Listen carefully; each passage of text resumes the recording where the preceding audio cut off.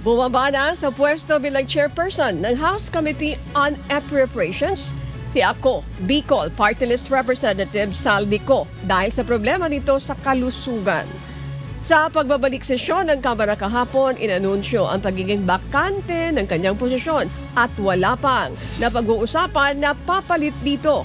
Samantala, inaasahan namang uusad na at mai-refer sa Office of the Speaker ang impeachment complaints na inihain laban kay Vice President Sara Duterte.